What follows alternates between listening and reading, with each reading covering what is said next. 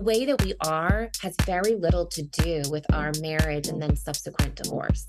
The hardest part is seeing, but what do I do over and over and over again that I need to modify?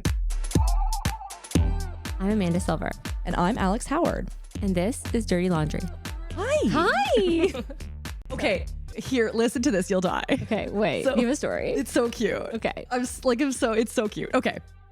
So we're driving, in the car, Bridget and I don't remember what we were doing, running errands. And she says to me, Mom, you know what's really cool about child support? Like, almost had to stop the car because where is this going? Obviously, she's been listening to the show. Bless her sweet little soul. She says, you can't just have a kid and then not pay to keep it alive. And I'm like, yeah, babe, that's the whole point. Yes. I really like that. How? You're 9. This is amazing.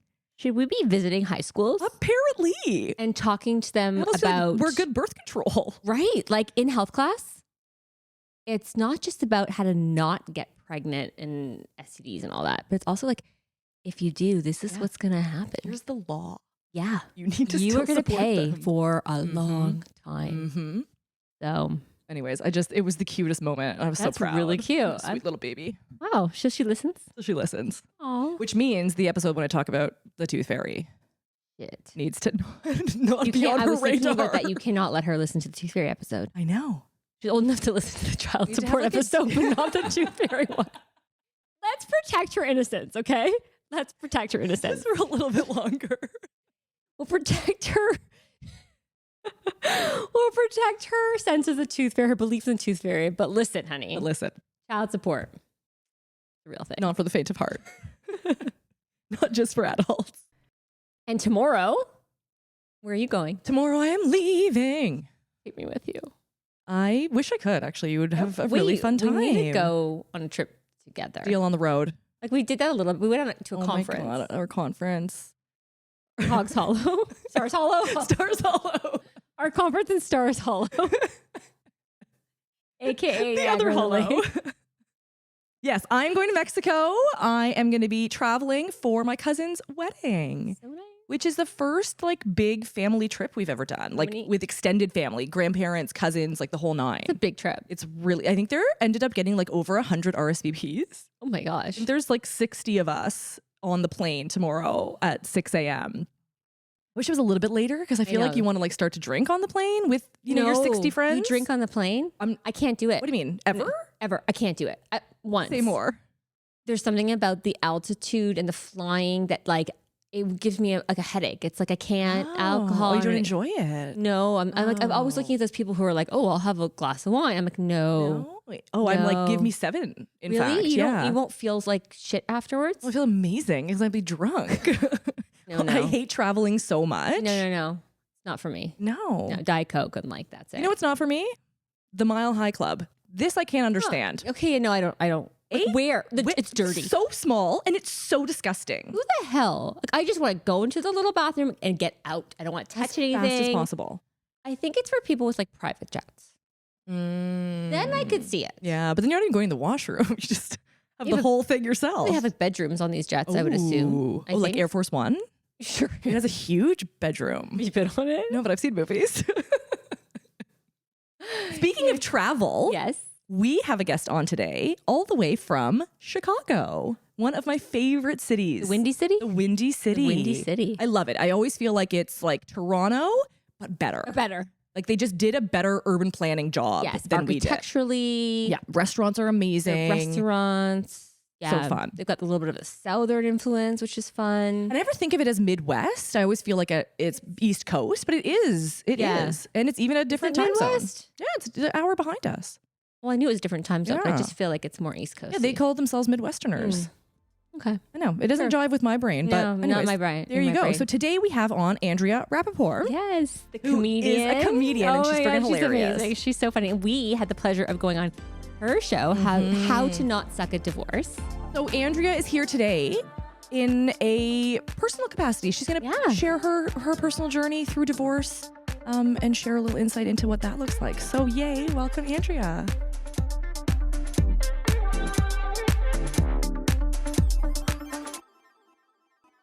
So, Andrea, are you ready to dive in and share all of your personal anecdotes with us?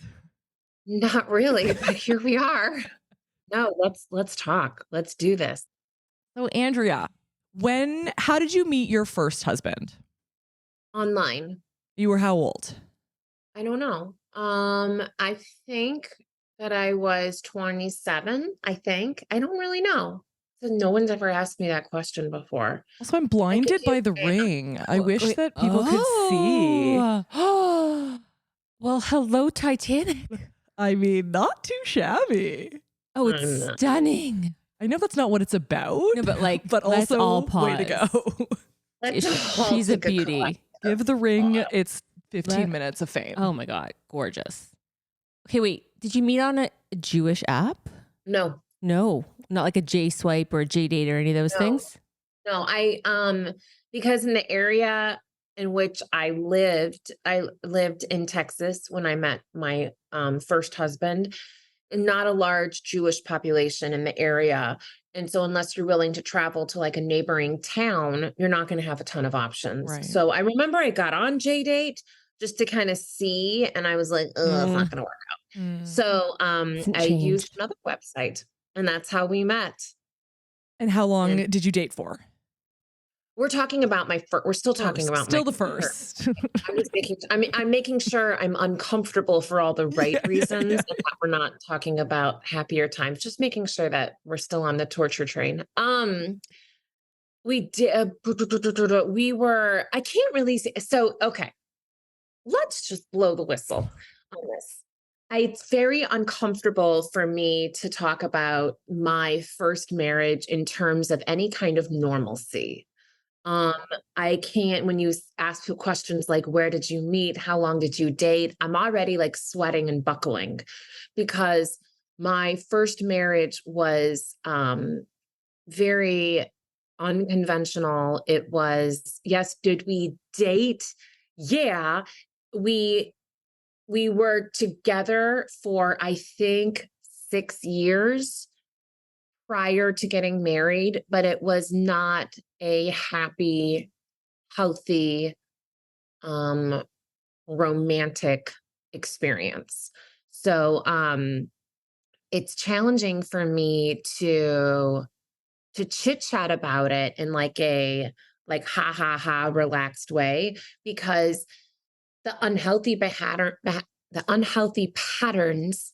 I think I was trying to combine behavior and patterns. And so I got the patterns, the unhealthy patterns, behaviors, toxic abuse, and all of that jazz started very, very early on. So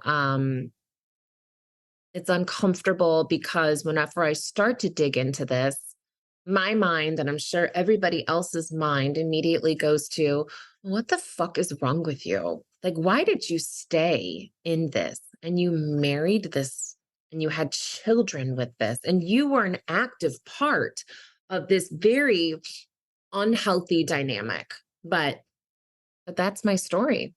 That's, yeah, just a very different experience than I think what most people have. Yeah. And sometimes people don't realize that until they're out of it, Yeah.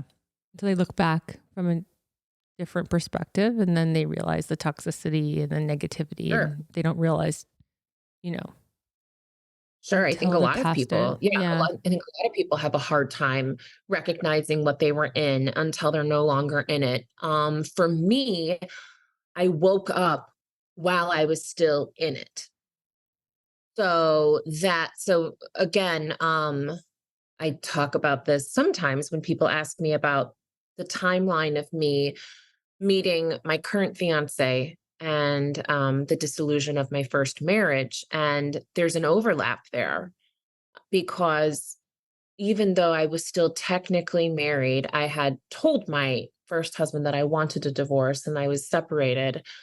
But I had emotionally and mentally detached so long before. It was kind of just going through the motions of like truly escaping. And again, it's not a story, it's not something that a whole lot of people go through, or if you probably have a larger category of people who do go through this, but there's still kind of putting the words together to articulate what their experience looked like. But definitely, I did not live a life where you could say, oh, there were good times until.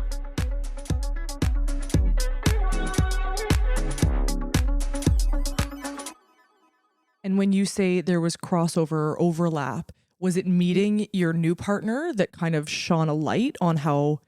No, Unrelated. no. Mm-mm. So was there a moment, like was there something, an inciting incident or something that woke you up? It was the last time I was hospitalized for my panic disorder. Okay.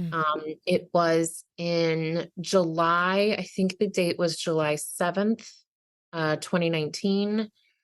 I had developed a panic disorder. And at that point, I already knew where it was coming from. And I'm always careful to say that my panic disorder did not originate because of my marriage, right? Like it's not typically you have this stuff in you. It usually comes from way before you're even in the relationship you're currently in. This stuff comes from my childhood. Um, there's a lot of mental health issues in my family. This shit is in my DNA. But obviously, there are triggers and certain lifestyles one needs to have when you already have this stuff swimming inside of you. And a lifestyle that you're apparently not supposed to have is being in an active participant in an abusive relationship. I always have to be careful how I word things because I'm so not a fan of getting sued. And Yeah. so every time I do a show like this, I'm like, okay, fuck, choose your words, girl. It's true. Like to share your I prefer story. to collect shoes and not attorneys. Yeah. So, okay, bear with me as I'm already sweating in places I didn't know existed. Okay. So I was already struggling with the panic disorder. I already knew that my marriage was a big irritant, and I was figuring out what to do and how to do it. And then I had one attack that was so major, it just woke me up. And I was, long story short, I ended up in the hospital. I was admitted for I think like a day or two. And when I was there, I had another panic attack. Sometimes after you have a major attack, you have like aftershocks that'll come the next day as your body is sort of like regulating again. And my panic attacks looked like I would lose consciousness, which is kind of rare because usually there's so much blood going through your body that it's almost impossible to pass out. But I would pass out and I would vomit uncontrollably. And that's typically why I would end up in the ER. So that night that I had it, not in the hospital, the event that led me to the hospital, I had lost consciousness about 4 times in like 30 minutes. And throwing up a ton. And then the next day, I'm in the hospital by myself because my husband had taken me in, but then left. And a nurse, this middle aged Indian woman, was helping me, holding my hair back. And then I had asked if I could take a walk around the hall because walking is one of my coping mechanisms. So she was holding me as I walked around the hall. And she said to me, I'm so sorry you're here by yourself. Your husband should be here with you. And out of nowhere or out of everywhere, I looked at her and said, he's not going to be my husband much longer. And that was it. And then when you have an event like that happen, I think that you either, it's like the off to the races gun goes off, right? And you're like, Yeah. or you're like, what just happened? No, I didn't mean that. And you're sort of paralyzed. I think I experienced a bit of both. Like I was like, am I really, really, really, really? And from there, I knew that I was going to be done. I did try to do couples therapy. I had already done couples therapy a few times, but in my mind, I wanted to do it one more time, not because I thought it was going to do anything. I didn't want people to be mad at me, mainly his parents. So I thought that I could show his parents that I did everything in my power to try to make something work, which was so silly. But I think I had grown up so codependent and such a people pleaser that I just thought, oh, I need to do this. And so I did, and it was very short-lived because I, in my mind, I already knew that I was done. I had no tolerance and would no longer play into the cycle that we had gotten into, right? So the next time a disagreement would come up, instead of me tucking my tail in, I started fighting back. And I started saying basically like, kind of like, fuck this, I'll burn this whole place down. Right, yeah. You know, Yeah. Light a match and walk away. metaphorically. Yeah. I'm like, I'm not. And then all of a sudden, I remember one day I said to him, I'm like, you always threaten to leave. Like every time you don't get your way, you're always like, you know, you're worthless, you're this, you're that. I'm summarizing here, so don't come at me. But, you know, I'm out of here. And then I remember one day I said, it's so funny because you always say this, yet I guarantee you it's not going to be you who leaves. Guarantee it. And I was right. I'm very, probably the most courageous thing I've ever done. You know, unfortunately, there were children involved, and that's awful and horrible and all the bad things, right? Because nobody wants to hurt their children, and it's inevitable. Your children are going to get hurt. They're going to be okay, but they're going to get hurt. And that just sucks. And there's no way around that. How old were yours at the time? 2 and 4. Oh, Yeah. Little Yeah. babies. But in that same vein, staying also hurts them too. Oh, Right? staying In the does long term. no favors, right? Staying does Right. them not a single favor. It's just that there's no, when you're in a high conflict relationship, I was at the time I was consulting with an agency that helps Jewish women out of situations. And I remember asking them, what's the right way to do this? What's the right way to do this? What's the right way to do this? What's the right way to do this? And the lady basically shut me up one time. He's saying, okay, you keep asking us about the right way. There's a difference between the right way and the safe way. And we're here about the safe way. Got to knock it off. And I just was, and everything was like, how do I line this up so people don't get hurt? How do I do this? Like, I was so worried about protecting these babies. Now, did I make mistakes? Yeah. Yeah, I sure did. When I tell people about the nature and how I moved out, people are like, oh, okay, that sounds dramatic. And you know, but it's funny. It's like, well, if I did it again, would I do anything differently? I don't really think that there was another option. And that's, I think, the hard part. And I think that's a common thread in this conversation we all have over and over again about divorce is that it's not ideal. Yeah, there's all things that we've all done things in this process that we're not proud of, and we've done things that we're really proud of. Yep. But and people are like, oh, well, given the chance, if you could do it all over again, what would you change? Well, it's not really a fair question because first of all, we're not going to do it over again. For starters. Yeah. And second of all, your emotions are on meth. Like you are just so out of control.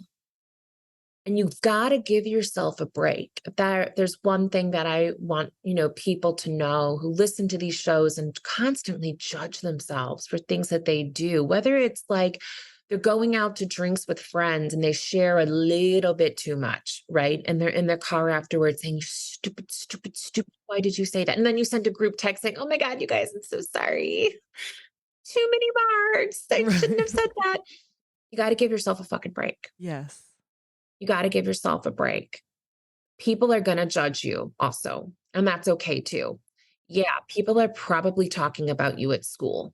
They're definitely talking about you at school, and that's okay. Yeah. Yeah. It's Yeah. okay. In That's fact, they're going to, and we know that, and let them, but you don't judge you, right? Like if we can have more compassion for ourselves as we go through these tumultuous times, then the outside noise doesn't affect you as much.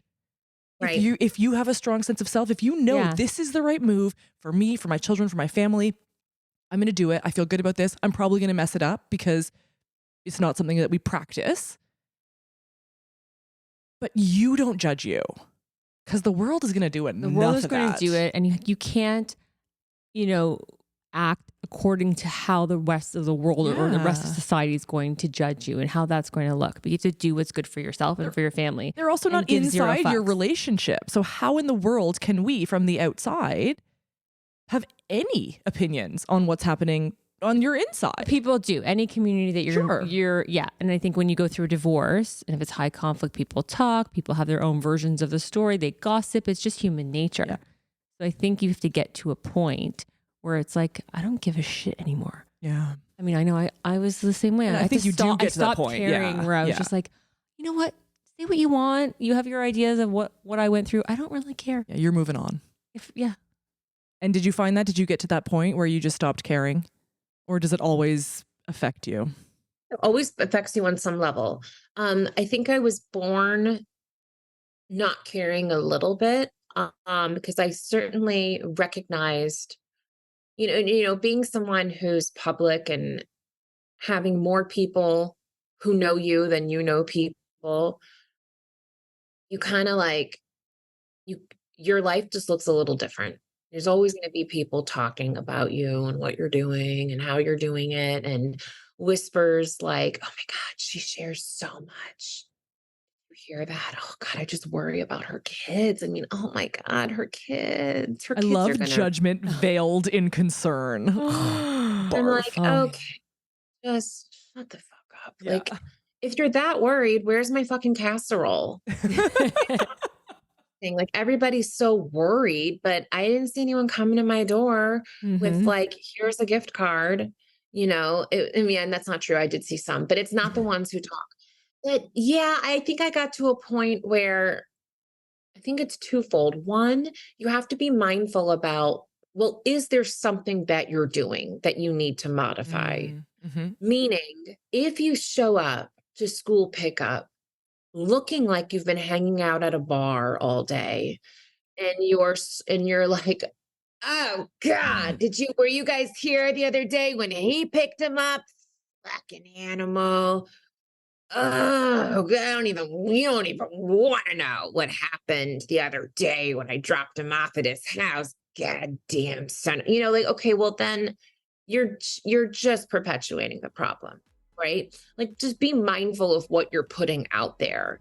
But on the other hand, you could be just living your life, doing what you do, and people are still going to gossip and chat about you because that part is human nature. And divorce is so intriguing. I mean, let's be real. We all want to talk about it.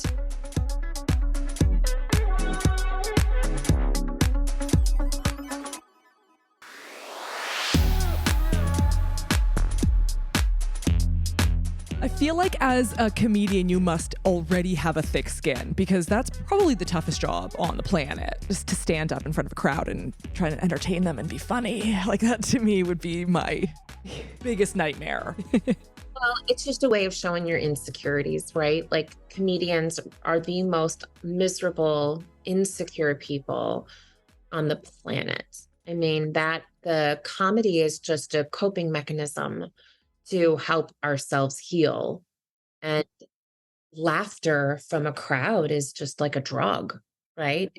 It's just what feeds you. My background originally was in musical theater.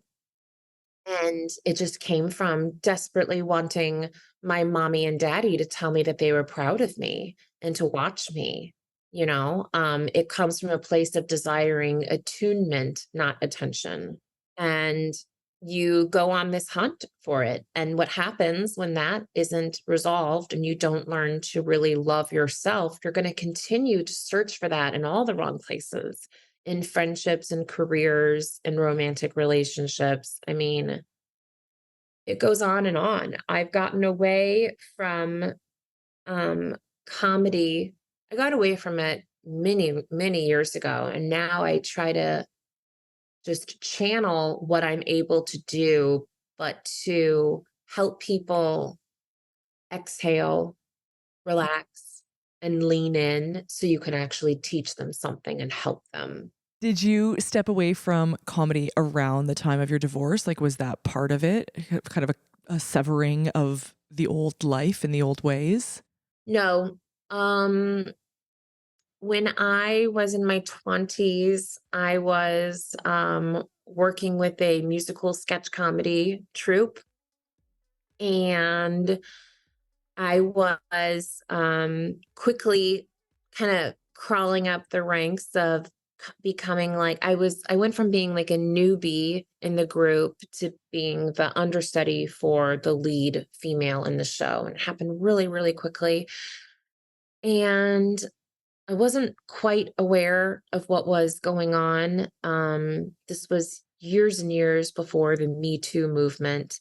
And as it turned out, the director of this group wanted more from me than what I was willing to give him.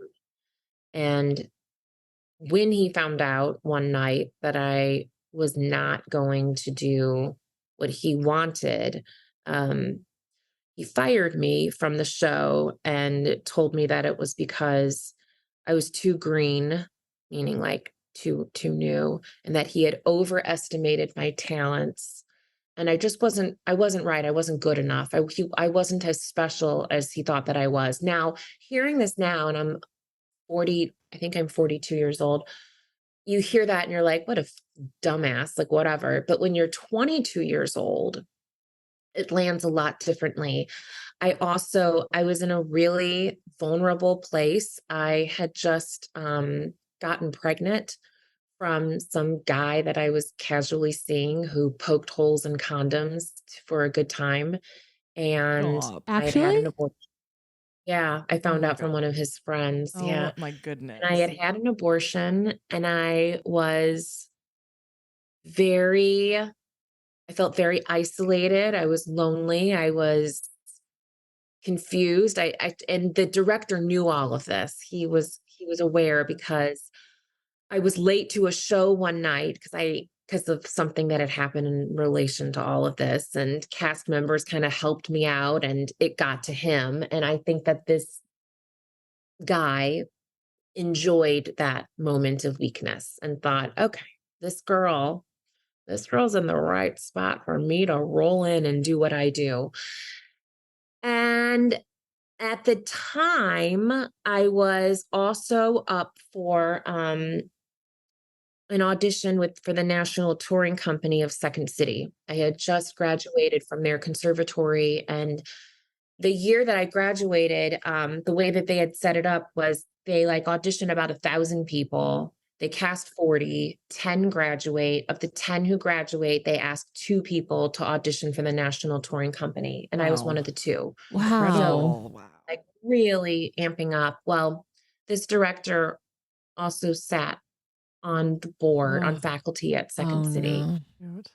So everything in my world just stopped in that week. And that was it. And I quit and I just completely changed the way that I had viewed myself my entire upbringing. And then about a decade later, I was sitting in bed. I was married, my first husband at the time. I had two kids. I think my second son was a newborn. And somebody texted me and said, hey, I need your email address. Like, okay, sent my email address. And this person forwarded me an article from the Chicago Tribune that was about this director saying that after dozens of allegations of sexual misconduct, he had been removed from every single position that he had held in the Chicago comedy community and the theater community. And this was when the Me Too movement was in its, prime. So all these things were coming out. And that was the moment that I realized how much I had settled for in my life. And I remember looking at my husband at the time and like it all kind of came together, like I read the article and I thought, oh, and then I look over at him and I'm like, oh shit. What the? I was going to be on Saturday Night Live. Like that was my dream. That was like everything that I had ever wanted. My whole life was about that. Now, talking about if you could do it all over again, would you? Well, I'm glad that things worked out this way because I realize now that, yeah, comedy has such a huge place in our lives and it is so important. And it's also really cool that I can make people laugh, help them exhale, feel less alone, and then maybe teach them something about themselves or help them heal from something that feels so overwhelming and almost insurmountable. And I would never be able to do that if I hadn't gone through all of this stuff.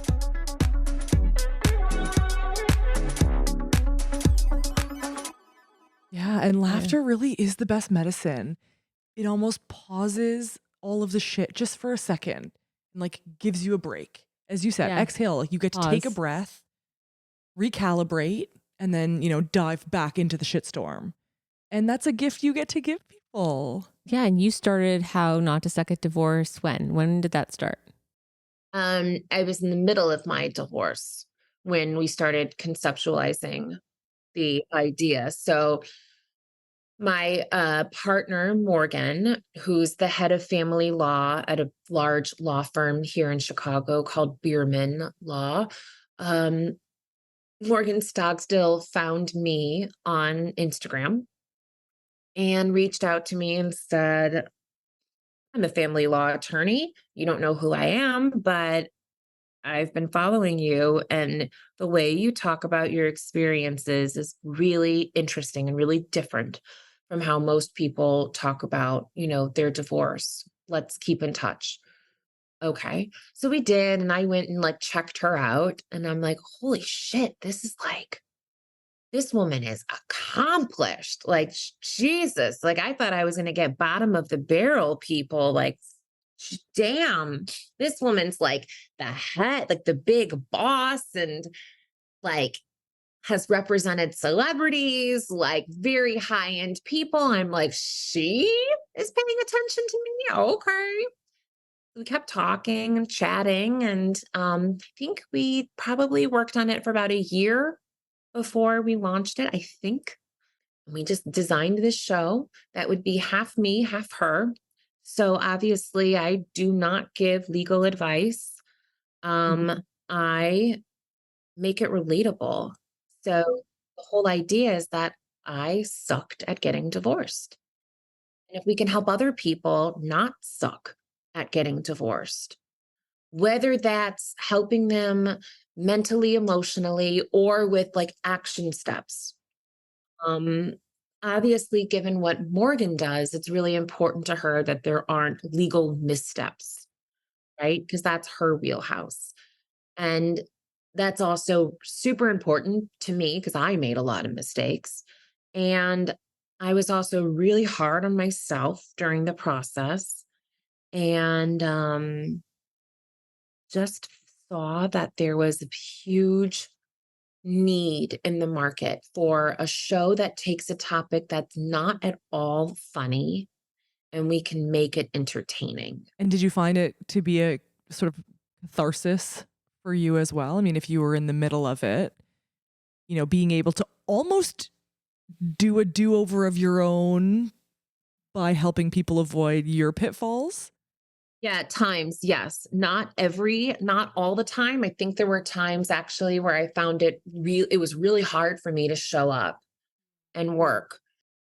Probably because you're fairly going through it. triggering. Yeah. And I'm Too close to home? I'm thinking, and some of the things that I caution my own clients about is about how much they share while they're going through it, right? And I think you have to tread very carefully. Obviously, you had Morgan, behind you, but sometimes people can take it to a level where they're sharing their divorce, stuff online, and that can be a problem.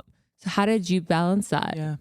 I really didn't share very much. I talk about, and when you listen to the show, you'll hear me mention about how I felt, little moments that I perhaps went through, but I never will say, let me tell you a story about the time when I, ba, ba, ba, ba, ba, ba, ba, ba, ba.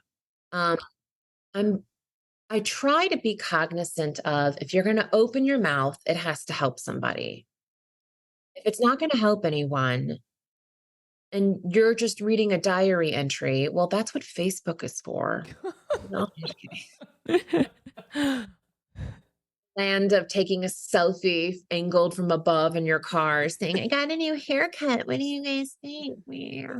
Everyone's like, you're so pretty. Oh, Gorgeous. God. Makes me want to gag. Anyway, um, yeah, I think that I felt more triggered when we're interviewing guests and you bring on some expert who says like, well, you can't do this and you can't do that. Blah, blah, blah. And I'm thinking to myself, I did all those things, Right. right? And I just want to get off and start crying. Or the one subject that really gets me is always about kids. Whenever we bring on an expert and they talk about child related stuff, I usually end up in tears almost all the time. And that's just because the topic of children will bring you to your knees. It's the hardest part of this game. And it's an area where I think we're all really hard on ourselves with how we've handled things. And because somebody else is hurting because of something that you played a role in. And that is really tough. I would say that it's getting better. And at times, yeah, it does feel really cathartic to know that you're able to actually help someone. When we get messages from people who share something specific, um, about, an episode or something that they read that I said or that I wrote, or they heard me speak somewhere, and they'll write and say something about how it made an impact on their lives. Those moments are not lost on you. You really feel that, and you think how magical this world can be sometimes. And there are other times where it is really tough and you do need to take some space and breathe, because you don't want to be like all consumed in something. And for that reason, it's actually why I partnered with a woman named Lynn Goldberg, who's the founder of the Breathe app. She's a fellow Canadian, actually. Love it. She's out of Montreal. And we developed a program that's launching in a few weeks called the 6-Week Project. And it's all about helping women on the other side of divorce, because I found that I was living so much in the icky, in the pre and in the during. And I thought, my God, I can't help these people and I want to help them, but there's so much that I can't do. And now that I'm on the other side of this, I want to help push people towards the happy, towards the healing, towards the peace, towards all these things that are so necessary to help you. I don't like to use this phrase, put back the pieces, because you're not really putting anything back. You're taking something that fell apart for a reason. It wasn't working. So maybe you bulldozed a building that was going to go up in flames, and then you build a new building somewhere else, right? With a better foundation, with a stronger foundation. And if I can offer people these building blocks that are tested and proven, of ways that we can help reframe the way we see situations, then I feel like I'm doing something else to help people. And again, I'm just the funny girl. I don't have any of these, I don't know these fucking building blocks, but I teamed up with someone who did, which is Lynn Goldberg. And together we wrote this program where I tell stories and make things as fun and as relatable as I can. And then we offer action steps and wisdom and meditations and insight onto what we've been doing our whole lives that really aren't helping us. And again, it goes back to what I said earlier about my panic disorder. The way that we are has very little to do with our marriage and then subsequent divorce. These are things that have been in us for years and years and years and years. The marriage and the divorce irritated this stuff in us, but it's not like I was a totally amazing, happy person and then this happened and I'm just the victim in this. Parts of it, yeah. I mean, there are shitty things that happen. We've all experienced that. But a lot of it, the hardest part is seeing, but what do I do over and over and over again that I need to modify?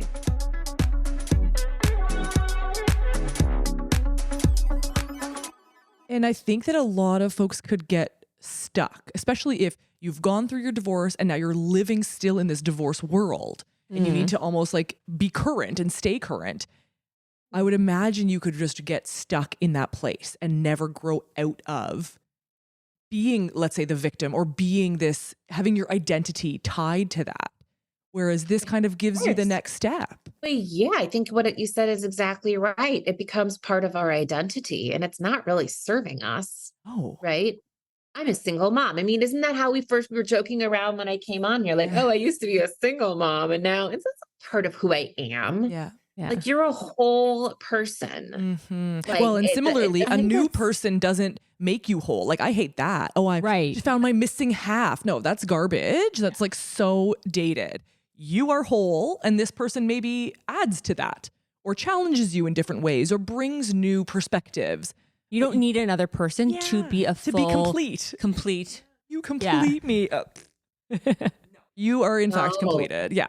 That's how you grow the most unhealthy relationships, exactly. right? That's the idea, is that neither person feels like they're enough without the other person. Or people who mean, jump right back into new relationships after their separation. They jump into something because they don't feel complete without a partner. Yeah. I mean, yeah, I mean, that happens all the time. And I also think that might be an unpopular opinion, that maybe people need that step to do that, to get hurt again, to realize that it's not just it wasn't just the person you were married to. Like, this is a me issue. And again, like, it's funny. I wish I had more experiences to talk about, like post divorce and pre relationship with Steve, and I don't. But I mean, I know of other people who did that. They immediately start dating to want to shove something in, ha ha ha, and and like it all just blows up in their face, Right. The rebound for me- relationship. Yeah. Yeah. Yeah, for me, I always say, like, even though I was married, I was alone basically my entire marriage. I mean, we had such an untraditional life together. There was no romantic connection whatsoever. Nothing. So it was a very, very, very strange experience, and that did enough damage. But for me, it was very different leaving that and then beginning to date after what felt like years and years and years of not dating, being with someone. And so now there is Steve, which is amazing. Yes. And so you're engaged. Would you have ever imagined getting married again? Yes. Yes. I knew when I married my first husband that I was going to get divorced, and I knew that I would be remarried. Okay. And that's Okay. strange. You've manifested it, maybe? What else can you tell us about the future? Yeah. Do you have the lottery I don't believe in numbers? manifesting, but I do believe in psychic cab drivers. Okay. It's a Very true niche story. market. Somebody told me something about this yesterday where it was an Uber driver and they're convinced that he knew all. I swear, I mean, I'm not that who, as the kids say, but I did have a psychic cab driver when I lived in New York, and he told one day I got in cab, and the guy looks at me through the mirror and he says, I can tell you something, but I don't know if you want to know. And I'm like, okay. I'm like, that there's traffic on Third because what's going on here? He's like, no, no, no. It's about your life. I'm like, okay, you can tell me. He's like, well, I get readings on people, blah, blah, blah. I'm like, okay, sure, sure, buddy. Just what is it? What is it, my dear? He's like, you're going to be married twice. And I'm like, okay. And he was like, oh, most people flinch when I say that to them. I was in my 20s. I didn't even know my first husband at the time. And I said, no, not flinching. What else? He's like, you're going to be married twice. And you're going to be very, very successful in life, but it's not going to come until later. And I said, yep, I knew both of those. And it was so weird. Just like the woman, the Indian nurse. What's so weird is both of those moments, I wasn't like surprised. Like I remember I just got out of the cab and I went about my day. It didn't shock you. It didn't stop you in your tracks and you were like, no way, or oh my God. I'm like, I've known these things. I don't know how I knew it. I never thought about it until that person said it. It's not like I walked around being like, guess what? One day I'm going to have massively long hair extensions and I'm going to be married not once, but twice. Never. It's just like, I don't know. But yeah, I did know. And here I am. And here you are. Well, congratulations. It's very exciting. You're doing it again. You know, and I think that's just a great, perfect ending, message to end on, which is there's something else out there. Yeah. It may not be another partner. Maybe that's not what you want, but there is more. There is light at the end of the tunnel. All of these cliches, you're living proof that the cliches are accurate. You gotta live. You just have to live. Stop stopping stuff from happening. As odd as that sounds, just live. It's been so nice to chat with you. So nice. I also can't help but notice that there are pink and blue hangers behind you. Look, we need to get a picture of her in front of those hangers because those are like our colors and it's our whole thing. Yeah. I'm on brand. I actually had all brown hangers. I love it. This morning and I changed them. Well, sure. Oh, just in time. Anticipation of our call. Yeah. Crushed it. Thank you. We appreciate it. Oh my God. And they're hangers too. That's what I was saying. They're pink and blue hangers. Exactly. Where is that cab driver now? Get him, get his wife. I love that when I told you guys that story, you're both like, what like looking, they're like, we thought she was normal. We thought she was going to talk about divorce, but you know what? She's got rogue. You're like, and can you just say yes to one question we ask you? Like, just say yeah. Like, I'm waiting for you guys for a little thing to pop up on the Zoom chat. Like, enough with this bullshit. Just say yes. We want to see some tears too. Yeah. Why are you holding back on us? I know. What is this? That's your signature move. I've seen so many Instagram videos of you crying. It's her thing. No, it is my signature move. I get so emotional, but I don't know.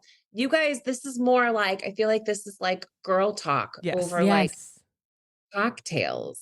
It's such a predicament because, and you alluded to it, like, I don't want to get sued. People are sort of stopped in their tracks from being able to share their stories and the minutia and the details. But stories is how we connect. It's how we heal. And so our mission is just like, come and share your story, like help even just one person by hearing that there is hope at the end of all this, that it's going to be really fucking hard, but you can do hard things. Like you can do hard things, survive this, and you will get through it and you will be okay. And to lean on people. And if you do overshare over margs, great. Hopefully those are your people to share with, that they're still there for you the next morning to check in, bring you a casserole, not judge you in the school pickup line. Right. Surround yourself with people who you can overshare with and the not more, regret it. The more we can share our stories, the more we normalize it and people don't feel isolated. So all that to say, thank you for sharing your story, because it really does mean a lot. And I know you're helping tons of people with your platform, and we're so grateful that you are here helping all of ours as well. Guys, thank you. And thank you for what you do, because you're exactly right. The stories are where we bond and learn and connect and help us wrap our arms around what we're feeling. So we can't always put words to it immediately. Anyways, you're the best, Andrea. Thank you so much. Thanks. And say hi to Morgan for us. Yeah, say hi to Morgan. Air quotes.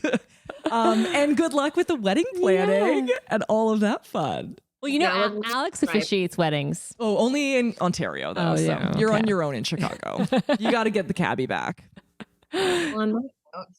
We really took a nosedive there, didn't we? She's offering you up, and you're like, actually. I tried so hard. I really try and promote her. This is what I deal with. I can't legally do it. You could do it symbolically. You can symbolically officiate. How not to suck at officiating. Why don't you go buy that domain? Start your own damn podcast. Who'd have thought? See ya, Amanda. You're not going anywhere, honey. No. Nope. No. All right. Thanks, Andrea. Thanks so nice much. to see you. Be well. Take care. Thank you. Thank you.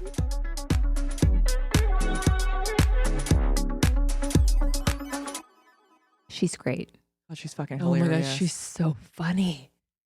She's so funny. And like, it's so interesting the dichotomy of a comedian versus like their real raw emotional side. Like we really see both. And she really went there. Yeah. It's kind of sad what she said about comedians. But they're so sad. I mean, look, I know who you're Robin thinking Williams, of. Robin Williams. Obviously Matthew Perry on the heels of someone who's so outwardly like well-adjusted and funny and self-deprecating could have such struggles inside. Yeah. And then, I mean, I do believe that humor is healing, but not for the person making you laugh. Like that almost makes it doubly sad. Like we're laughing at your expense type of thing. Kind of, or like you are using all of this energy and, to put on this show. And meanwhile, like behind the facade is cries of help. Do you think and no one's paying attention? No, I'm not all okay. Fine, can't paint anyone with the same brush, but I wonder if it's a common I mean, she seems to think it, and I trust her that it's a common theme in her experience. Yeah. I mean, people do use humor to cope. I know I do sometimes. And your life informs so much of what you do, right? Your lived experiences, and so like you and I ended up here in this chair for obvious reasons. So do they end up in that career path because of those underlying issues? I put money on it. Yeah. Anyways, Andrea, the best. Love her. A ring. Check out her podcast as well. How Not to Suck at Divorce. Yeah. Because she's hilarious and she brings it all. And it's good American content as well for those of our US listeners. Love her little American accent. I know. So cute. So cute. I mean, she probably hears ours, but probably. I don't know if ours is as cute. I told you my kid was like, wait, do I have an accent when I speak other languages? And like, yeah. That blows your mind. Blew her mind. Yeah. It's so cute. Yeah. There you go. All right. Tune in next week. This episode was written and created by Alex Howard and Amanda Silver. Produced, edited, and engineered by RTF Productions. Make sure to rate and review our show if you loved it, and give us a follow on Apple Podcasts, Spotify, or wherever you stream your podcast to stay up to date on all upcoming episodes. Thanks for listening, and go easy on us. We're not your ex.